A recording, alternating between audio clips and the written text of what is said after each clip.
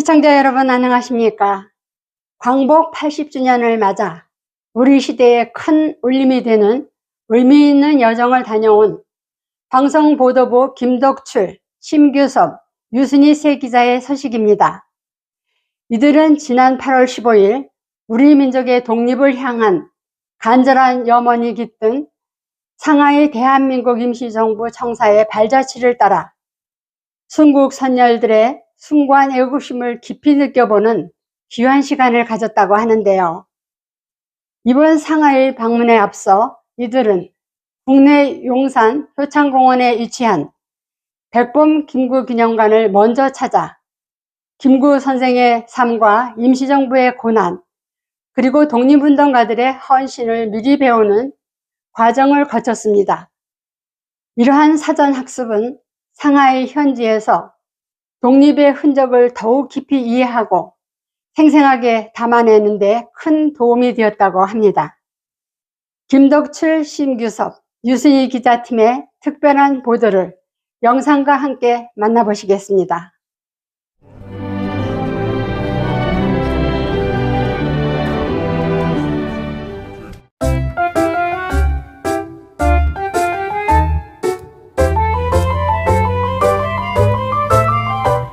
심 선생님, 예. 달력을 보니까 예. 올해 2025년도도 벌써 7월 하순이 되었습니다. 예. 올해가 광복 80주년이라고 합니다. 예. 그렇습니다. 시간이 참 빠릅니다. 지난번 이순 감옥 다녀왔을 때 안중근 의사의 숨결을 느끼며 깊은 감동을 받았지 않습니까?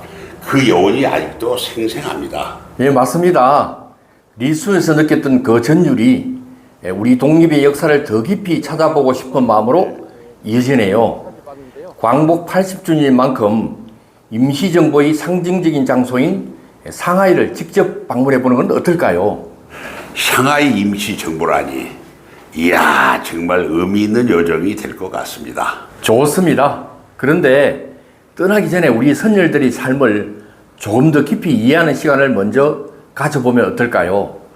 서울 용산의 효창공원에 백범 김구 기념관과 안중근 의사 가묘 등을 먼저 찾아보죠. 좋은 생각입니다.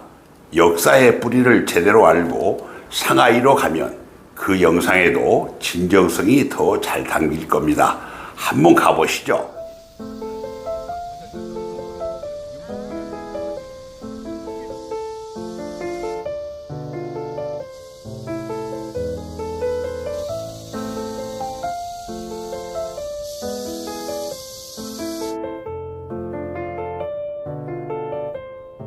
이곳 백범 김구 기념관에 오니까 임시정부의 역사가 마치 파노라마처럼 스쳐 지나갑니다. 특히 김구 선생께서는 임시정부가 한때 일제의 탄압으로 여러 곳을 떠돌아야 하는 고난의 시기에도 끈질기게 임시정부를 이끄셨지요. 그렇습니다. 단순한 이동이 아니었죠. 1937년 중일전쟁 이후 임시정부가 국민당 정부를 따라 창사, 광저우 등을 거쳐 충칭으로 옮겨갔다고 하는데 그 모든 과정이 고난의 연속이었다고 합니다. 특히 김구 선생의 리더십은 절망적인 상황 속에서도 우리 민족의 희망을 지켜냈다고 할 수 있습니다. 1945년 광복을 맞았을 때 우리 힘으로 광복을 이루지 못해 안타까워하셨다는 기록도 있지요. 그렇군요. 단순히 독립만을 외친 것이 아니라 우리 민족 스스로의 힘으로 독립을 쟁취하려는 강한 의지를 가지셨다는 것이 더욱 존경스럽습니다. 선열들의 사진과 유품 하나하나에 담긴 간절함이 느껴집니다. 상하이에서는 이분들이 어떤 어려움 속에서도 독립을 향한 의지를 놓지 않으셨는지 그 치열했던 현장을 직접 느껴보고 싶습니다. 백범 김구 선생을 비롯한 수많은 독립운동가들의 희생이 있었기에 지금의 우리가 존재할 수 있습니다. 이곳에서의 배움은 상하이에 있어의 여정을 더욱 깊이 있게 만들어줄 것입니다. 상하이 잘 갔다 올게요. 자, 다녀오겠습니다.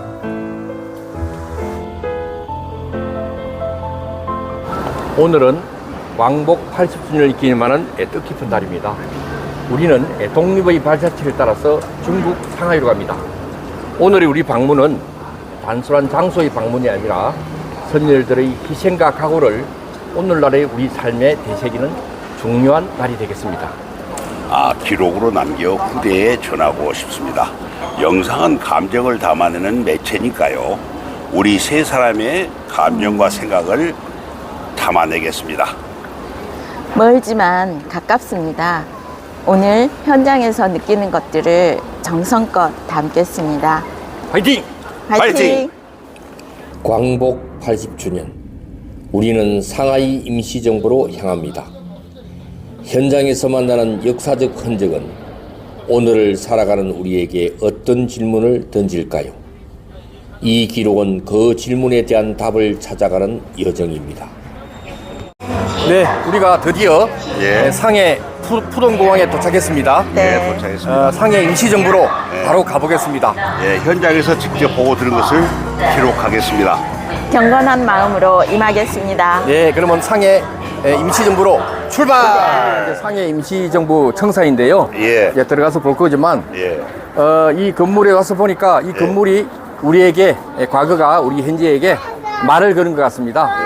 우리가 이제 상해 임시정부 오기 전에 김구 선생 그 기념관도 갔잖아요. 효창공원에. 그렇죠. 거기서도 봤듯이 김구 선생은 항상 우리나라의 미래에 대해서 걱정을 하신 것 같습니다. 여기서 보니까 그때 당시 임시정부에서 쓰던 집기들이 있는데 이 단면도에 보면 안에는 우리가 사진을 못 찍기 때문에 단면도에서 볼 수가 있는데요.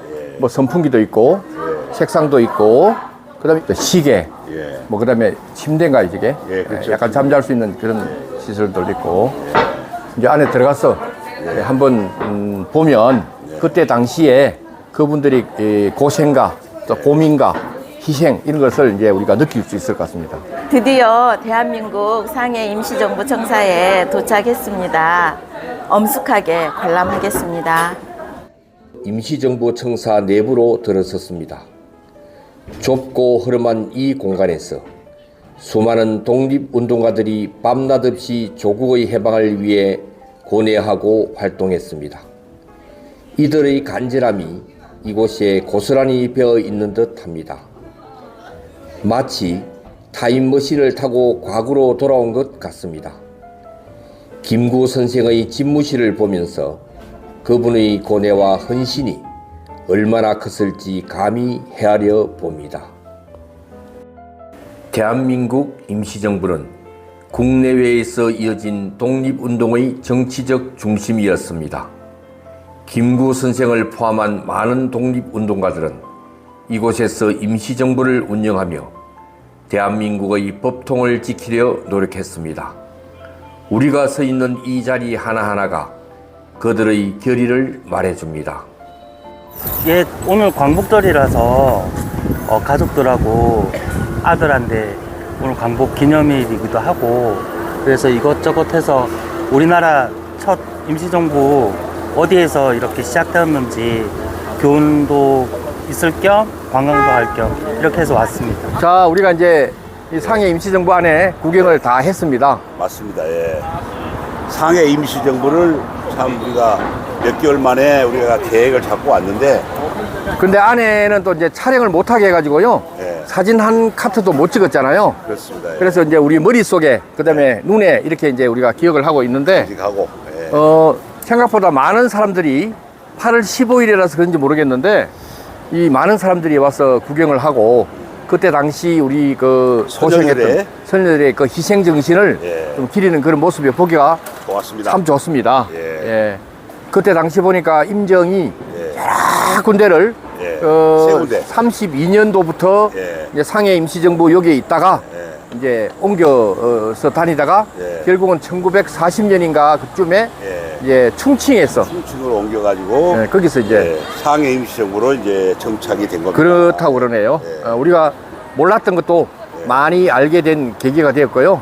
그렇습니다. 앞으로 이제 한국에 돌아가면 요 내용을 좀 더 공부를 좀 해서 내용을 확실하게 알고 다음에는 블라디보스톡도 한번 가보고 충칭 임시정부가 주둔했던 우리가 충칭도 한번 가보고 그래야 되겠는데요. 기회를 한번 잡아봅시다.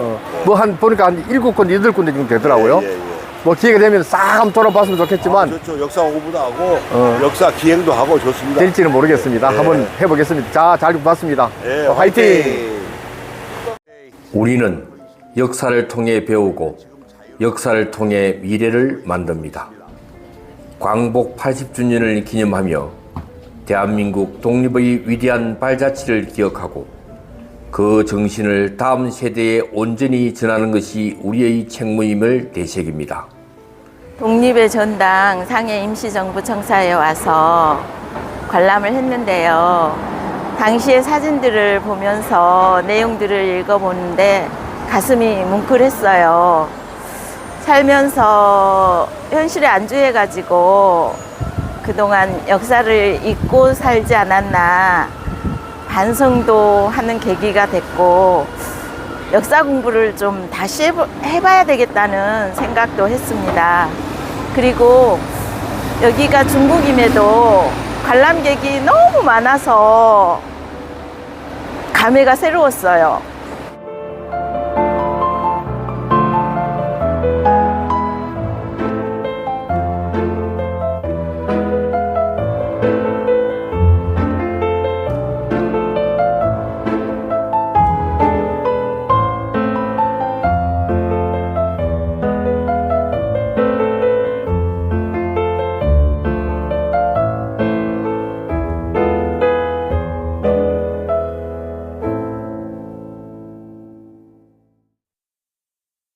네, 타국 땅에서 자주 독립의 기틀을 마련하고자 했던 우리 선열들의 치열한 삶과 불굴의 정신을 현장에서 직접 느끼고 영상으로 기록한 것이 참 의미 있는 일인 것 같습니다. 이상으로 실버네 뉴스를 마칩니다. 시청해 주셔서 고맙습니다.